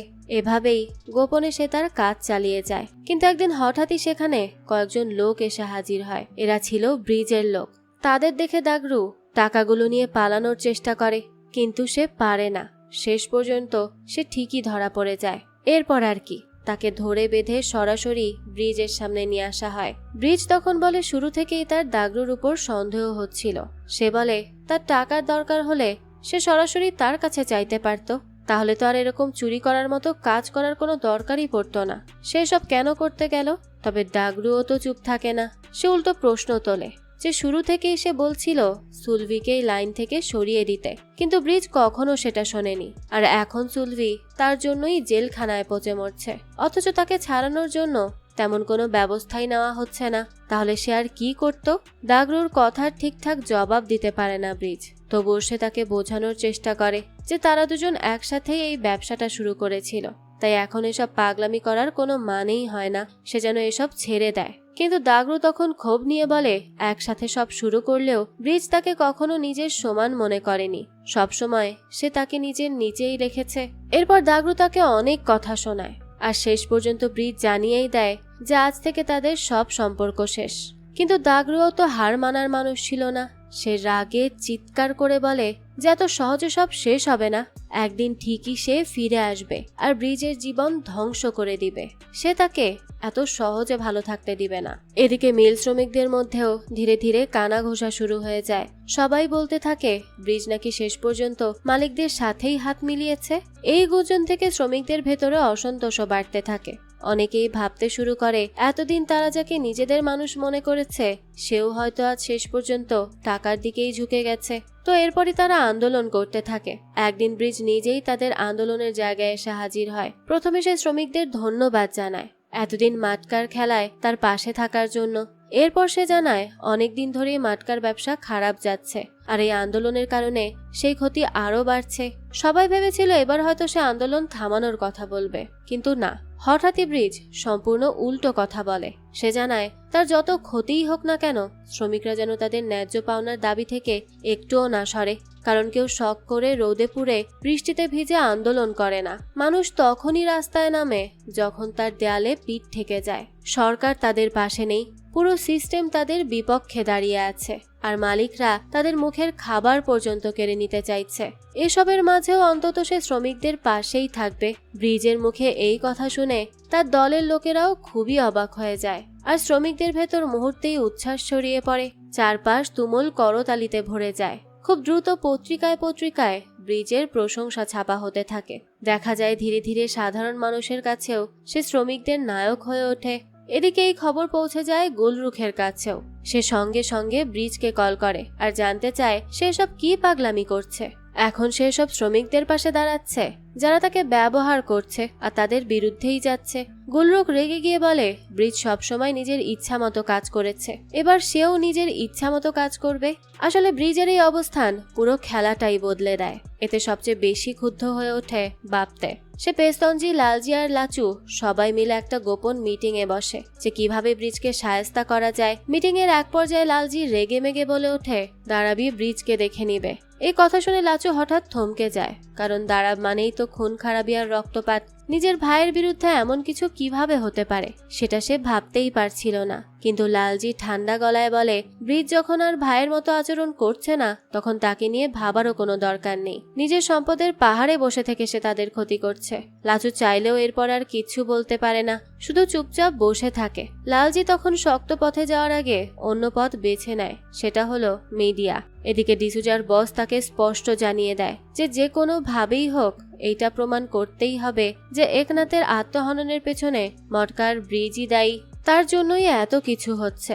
ডিসুজা শান্ত গলায় বলে এমন অভিযোগ সে প্রমাণ করতে পারবে না, এটা সম্ভব না, কারণ সত্যি বলতে সরাসরি সেই প্রমাণ তার হাতেই নেই। তবে হ্যাঁ, সে এইটুকু খুব ভালো করে বুঝতে পারছে পাবলিকের সামনে ব্রিজের আসল চেহারা তুলে ধরাটা খুব দরকার। মানুষকে ভালো করে বোঝাতে হবে যে মটকা শুধু একজন মানুষকে নয়, ধীরে ধীরে তার পরিবার, ভবিষ্যৎ, সম্পর্ক সবকিছুই ধ্বংস করে দেয়।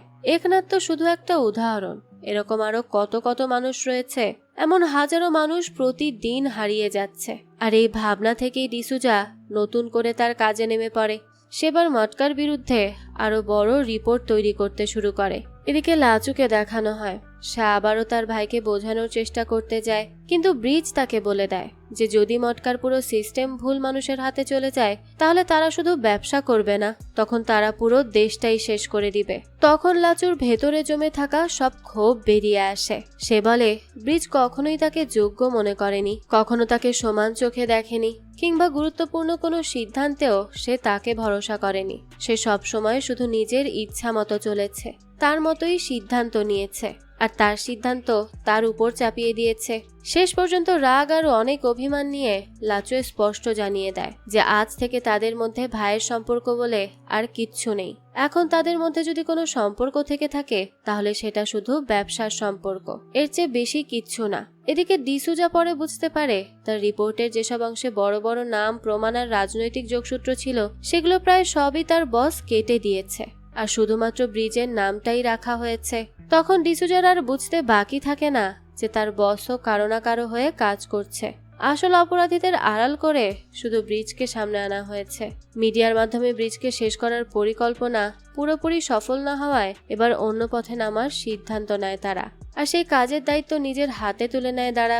এই অবস্থায় ডিসুজা গোপনে ব্রিজকে ফোন করে সাবধান করে দেয়। সে জানায় খুব শীঘ্রই সরকার দেশে ইমার্জেন্সি ঘোষণা করতে যাচ্ছে।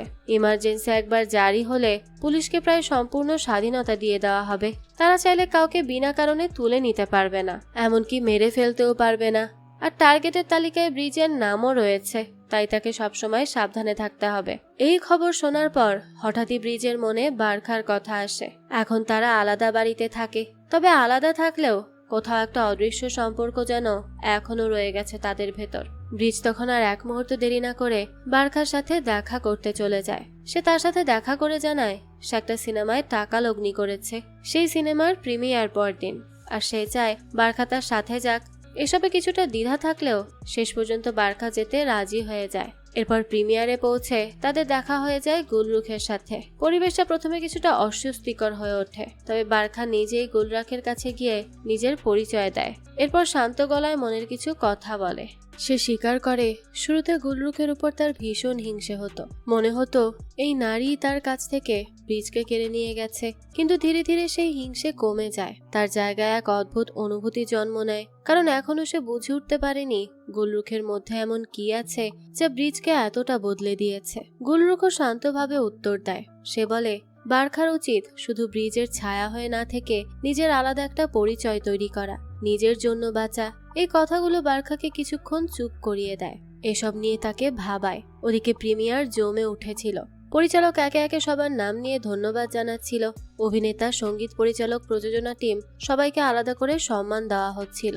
কিন্তু ব্রিজ অপেক্ষা করেও নিজের নাম শোনে না। তখন সে বুঝে যায় এই ইন্ডাস্ট্রির কাছে তার মূল্য শুধু টাকার জন্য, মানুষ হিসেবে নয়। শুধু একজন ফাইন্যান্সার হিসেবে তাকে দরকার ছিল তাদের। তো প্রিমিয়ার শেষে গভীর রাতে বাড়ি ফেরার পথে হঠাৎই তাদের গাড়ির উপর হামলা হয়ে যায়। চারদিক থেকে গুলি চলতে শুরু করে। মুহূর্তেই পুরো রাস্তা আতঙ্কে ভরে যায়। ড্রাইভার কোনোভাবে গাড়ি সামলাতে সামলাতে সেখান থেকে বেরিয়ে আসার চেষ্টা করে। ব্রিজ সেখানে কোনো মতে বেঁচে গেলেও তার এক সহকারীর হাতে গুলি লেগে যায়। ব্রিজ তখন আহত অবস্থায় রুক্মিণীর আস্তানায় যায়, যেখানে তার সব গোপন জিনিসপত্র আগে থেকেই জমা রাখা ছিল।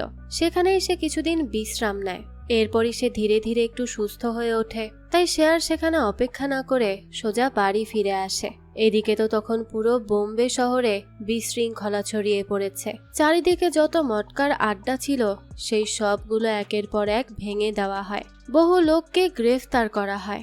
অবস্থা এতটাই বেগতিক হয়ে যায় যে এতে কেউ কেউ প্রাণও হারায়। চারিদিকে তখন শুধুই আতঙ্ক। কিন্তু দেখা যায় ব্রিজ থাকে একেবারেই শান্ত। তার মাথায় তখন নতুন পরিকল্পনা চলতে থাকে। সেই সব নিয়ে একদম ঠান্ডা মাথায় চিন্তা করে।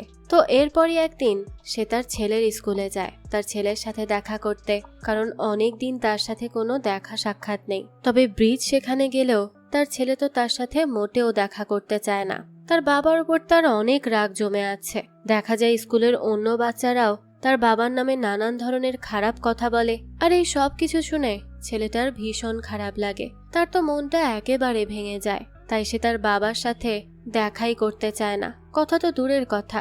এই সব ঘটনা ব্রিজকে ভেতর থেকে নাড়িয়ে দেয়। তার অনেক খারাপ লাগে। এরপরই কেটে যায় বেশ কয়েকটা দিন। দেখা যায় ব্রিজ একদম চুপচাপ পরিষ্কারভাবে স্নান করে নেয়। এরপর সাদা পোশাক পরে নিজেকে সাজায়, যেমনটা সে আগে পরতো। তারপরই সে সোজা ফোন করে পুলিশের কাছে আর জানায় সে আত্মসমর্পণ করতে চায়। পুলিশে এই কথা শুনে সাথে সাথে তাকে গ্রেফতার করতে চলে আসে। তবে পুলিশের সাথে যাওয়ার আগে সে রুক্মিণীকে কিছু জিনিস দিয়ে যায়, একটা বিড়ির প্যাকেট আর একটা ম্যাচ। এরপর খুব শান্তভাবে বলে প্রয়োজন হলে রুক্মিণী যেন এসব ব্যবহার করে। রুক্মিণী তো তার ইশারাটা ঠিক ভালোভাবেই বুঝে যায় যে সে তাকে কি করতে বলেছে। তো রুক্মিণীকে ব্রিজ কি করতে বলেছে তা তো আমরা একটু পরেই জানতে পারবো। এদিকে ব্রিজকে জেলে নিয়ে যাওয়া হচ্ছিল। তবে যাওয়ার পথে হঠাৎই রাস্তার মাঝখানে ব্রিজের উপর হামলা হয়। ব্রিজ তো সাথে সাথেই গুলিবিদ্ধ হয়। ঠিক সেই মুহূর্তেই রুক্মিণী তার নির্দেশ মতো কাজ শুরু করে। সে ব্রিজের সব টাকার গুদাম আর মটকার মূল ঘাঁটিতে আগুন ধরিয়ে দেয়। আগুনে পুড়ে ছাই হয়ে যায় পুরো সাম্রাজ্য। আর এই কাজটাই ব্রিজ রুক্মিণীকে করতে বলেছিল। হয়তো তার এই মটকার বিজনেসের জন্য তাকে জীবনে অনেক কিছু হারাতে হয়েছে।